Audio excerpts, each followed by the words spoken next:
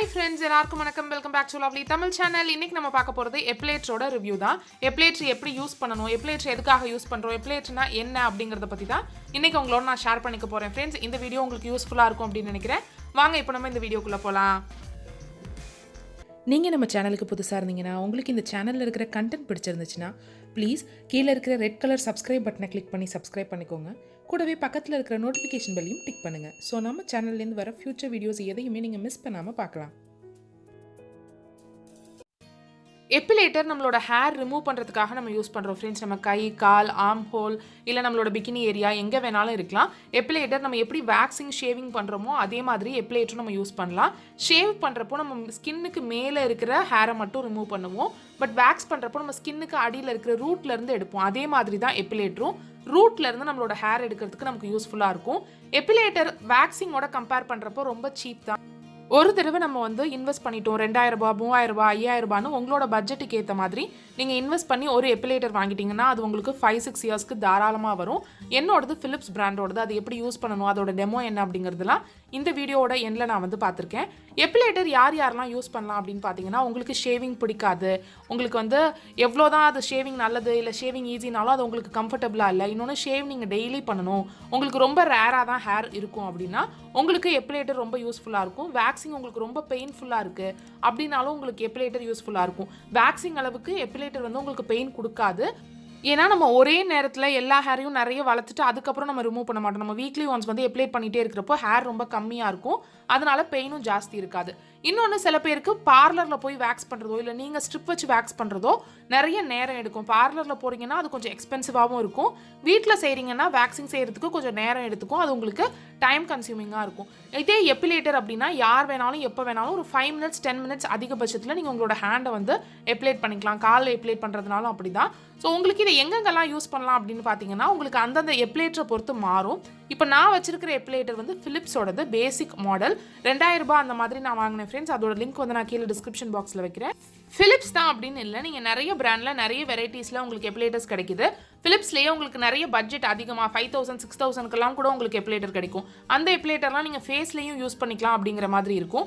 என்னோடது கை, கால், அப்புறம் ஆம்பிட், அப்புறம் உங்களோட பிகினி லைன்லாம் யூஸ் பண்ணிக்கலாம். உங்களோட கம்ஃபர்டபுள் பொறுத்து எதெல்லாம் உங்களுக்கு சூட் ஆகுதோ அங்கெல்லாம் யூஸ் பண்ணிக்கலாம். ஸோ எப்பிலேட்டர் இந்த மாதிரி தான் இருக்கும் ஃப்ரெண்ட்ஸ். பேசிக்காக உங்களுக்கு சின்ன சின்ன சைஸ் ஃபேஸ்க்குலாம் வர்றதுன்னா வேறு மாதிரி இருக்கலாம். பட் பேசிக்காக இந்த மாதிரி ஷேப்பில் தான் இருக்கும். ரொம்ப ஈஸியாக நீங்கள் ட்ராவலுக்கு எடுத்துகிட்டு போகிற மாதிரி, ரொம்ப ஈஸியாக நீங்கள் ஹேண்டில் பண்ணுற மாதிரி தான் இருக்கும். இது 2 போர்ஷனாக இருக்கும்.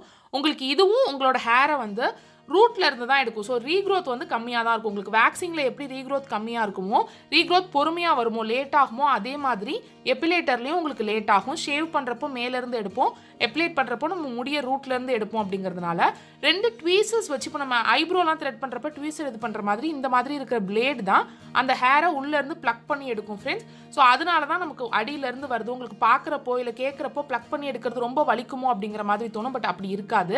ஸோ இது ஒரு கார்டோட இருக்கிறது, ஒரு ஒயரோட உங்களுக்கு வந்திருக்கும்.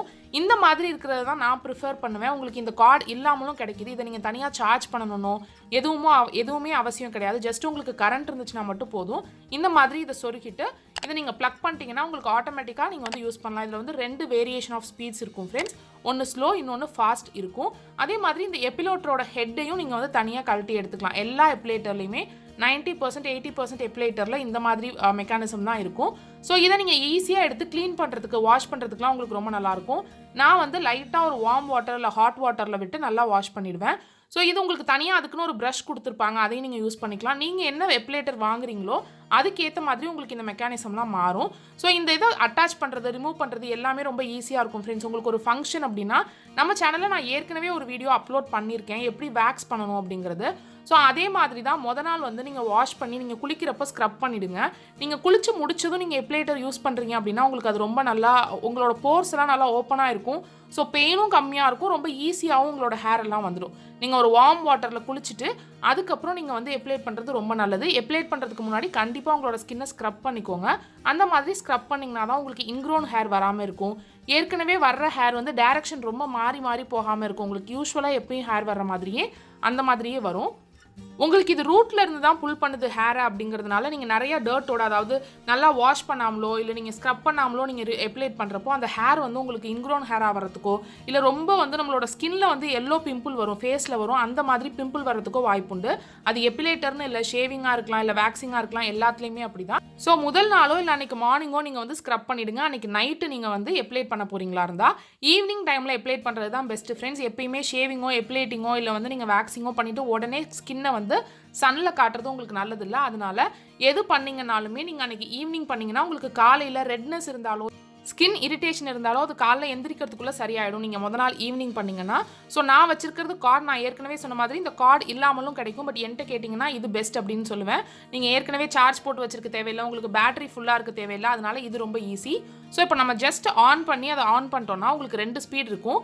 இந்த மாதிரி தான் அந்த ட்வீசர்ஸ் வந்து 2 சைடும் நமக்கு நார்மலாக புல் பண்ணுற மாதிரி, நம்ம ஐப்ரோ ப்ளக்கிங்லாம் பண்ணுற மாதிரி ப்ளக் பண்ணும். பட் இது ரொம்ப ஸ்பீடாக சுற்றுறதுனால நமக்கு அது எப்படி ப்ளக் பண்ணுதுன்னு தெரியாது. பட் இந்த மாதிரி சுற்றுற டைமில் அது ப்ளக் பண்ணி தான் நம்மளோட ஹேர் எடுக்கும். எப்பயுமே ஃபஸ்ட்டு செட்டிங்லேயே வச்சுக்கோங்க ஃப்ரெண்ட்ஸ். ரொம்ப ஸ்பீடாக இருந்துச்சு அப்படின்னா ஹேர் ரொம்ப நீளமாக இருக்கிறப்போ அந்த ஹேரை கட் பண்ணுமே ஒழிய அடியிலேருந்து ரூட்லேருந்து எடுக்காது. அது வந்து நமக்கு 2 வேலையாக இருக்கும், 2-3 தடவை அதே இடத்துல நம்ம எப்ளைட் பண்ணுற மாதிரி இருக்கும். ஸோ எப்பயுமே ஃபஸ்ட்டு செட்டிங்கில் வச்சுக்கோங்க. ஃபஸ்ட்டு ஸ்பீட் கம்மியாக இருக்கிறதுல வச்சே நீங்கள் யூஸ் பண்ணுங்கள். அந்த மாதிரி யூஸ் பண்ணுறப்போ உங்களுக்கு ரிசல்ட் நல்லாயிருக்கும். ஸோ இதை எப்படி யூஸ் பண்ணலாம் அப்படின்னு பார்க்கலாம் ஃப்ரெண்ட்ஸ். நம்ம ஹேண்ட் வந்து வெட்டாக இருக்கக்கூடாது, ட்ரையாக இருக்கிறது தான் நல்லது. நீங்கள் அப்போ குளிச்சிருந்தீங்கனாலோ இல்லை அப்போ நல்லா கையை ஒரு 5 நிமிஷம் ஒரு 3 நிமிஷம் வாட்டரில் காமிச்சிருந்தீங்கனாலோ நல்லது. இந்த எப்பிலேட்டரை எப்படி பிளேஸ் பண்ணுறோம் அப்படிங்கிறதுலையும் இருக்குது. ரொம்ப சாய்வா ஸ்ட்ரெயிட்டாக அப்படின்லாம் இல்லாமல் உங்களோட ஹேர் எந்த சைடு வந்து ஹேர் க்ரோத்தாக இருக்கோ அந்த ஹேர் க்ரோத்துக்கு ஆப்போசிட் டைரக்ஷனில் இருக்கணும். உங்களுக்கு கீழே வந்து ஹேர் க்ரோத்தாக இருக்குது அப்படின்னா கீழ் நோக்கி ஹேர் க்ரோத் வந்திருக்கு அப்படின்னா நீங்கள் மேல் நோக்கி இந்த எப்பிலேட்டர் எடுத்துகிட்டு போகணும்.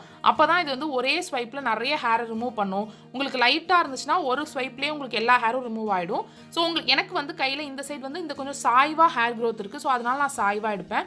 உங்களுக்கு ஹேர் க்ரோத் எந்த சைடு இருக்குது அப்படிங்கிறத பார்த்து நீங்கள் அதுக்கேற்ற மாதிரி இந்த எப்பிலேட்டர் யூஸ் பண்ணணும்.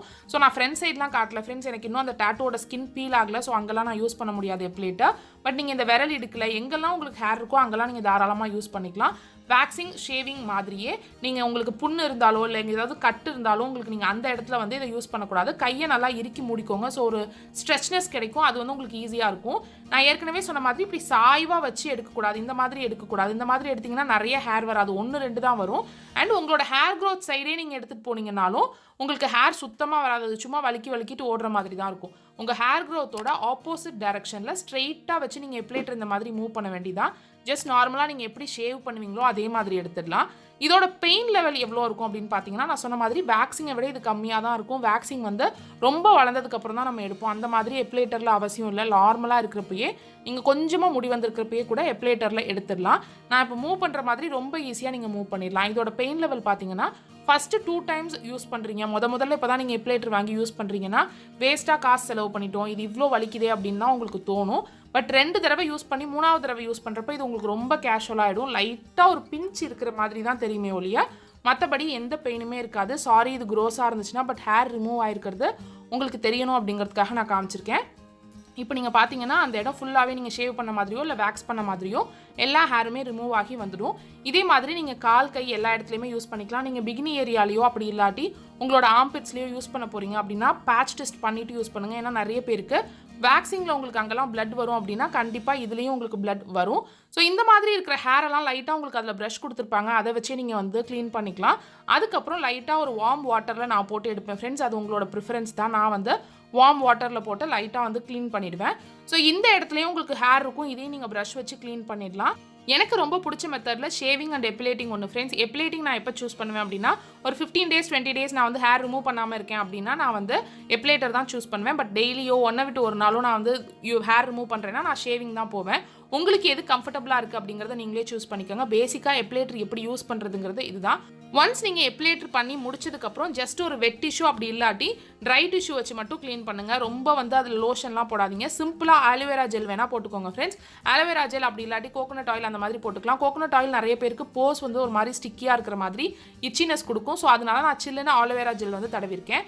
இந்த மாதிரி தான் நீங்கள் இந்த ஹேரை ரிமூவ் பண்ணணும் ஃப்ரெண்ட்ஸ். இந்த மாதிரி ரிமூவ் பண்ணிட்டீங்கன்னா உங்களோட ஹேர் க்ரோத்தை பொறுத்து உங்களுக்கு 1 week 10 days அந்த மாதிரி ஆகும். ஸோ உங்களுக்கு கை ஃபுல்லாக அந்த மாதிரி எடுக்கிறதுனா கூட உங்களுக்கு 5 minutes to 10 minutes ஆகாது. கை கால் நீங்கள் ஃபுல்லாகவே வீக்லி ஒன்ஸ் சண்டே உங்களுக்கு வந்து self grooming day or self care டே அந்த மாதிரி வச்சுருந்தீங்கன்னா ரொம்ப ஈஸியாக முடிச்சிடலாம். நீங்கள் பார்லர் போகணும், எக்ஸ்ட்ரா அமௌண்ட் செலவு பண்ணணும், அந்த மாதிரி எதுவுமே கிடையாது.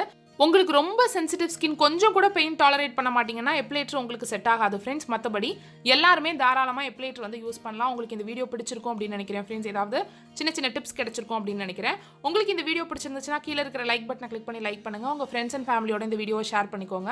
நீங்கள் நம்ம சேனலுக்கு புதுசாக இருந்தீங்கன்னா, இந்த சேனலில் இருக்கிற கண்டென்ட் உங்களுக்கு பிடிச்சிருந்துச்சுன்னா கீழே இருக்கிற ரெட் கலர் சப்ஸ்கிரைப் பட்டனை கிளிக் பண்ணி சப்ஸ்கிரைப் பண்ணிட்டு கூடவே பக்கத்தில் இருக்கிற நோட்டிஃபிகேஷன் பெல்லையும் டிக் பண்ணுங்கள். பாய்.